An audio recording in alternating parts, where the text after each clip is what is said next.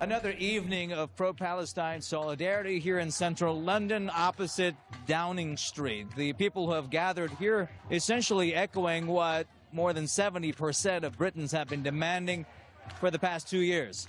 The main demand is for a two-way arms embargo on Israel to be implemented by the UK and the end the siege on Gaza. But primarily, we are expecting the British government, who is complicit or active participant in the genocide, to stop supplying arms to Israel. It's not a very big protest, but there are hundreds of police officers surrounding the demonstrators. Right now, the police are implementing Section 14 of the so-called Public Order Act to try and set conditions on assemblies like this to essentially try to break up this protest this evening, but the demonstrators are not standing down.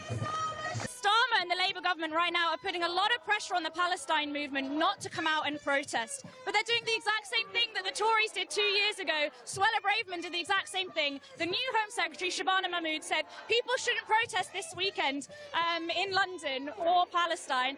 People are still doing it, so they're responding with heavy police brutality. They want to intimidate the movement because they're worried that it could erupt in the same way we're seeing in Italy. Everyone's shocked by the fact that they're arresting so many people for so-called terrorism and wasting police resources when they should be actually preventing real crime happening. So it's a total distraction, but it just shows that Israel has control over our basic rights over here. And what these demonstrators are basically saying here is there's no point Britain recognizing Palestine as a state, although symbolically important, if it doesn't back that recognition up with meaningful action, warning the leaders of this country, the Prime Minister, the Deputy Prime Minister, the Foreign Secretary, that they will see them at the Hague for their complicity in the Gaza genocide.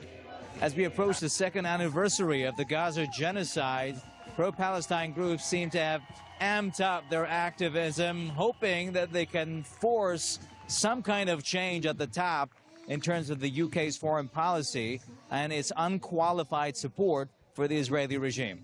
Saipur is a Press TV, London.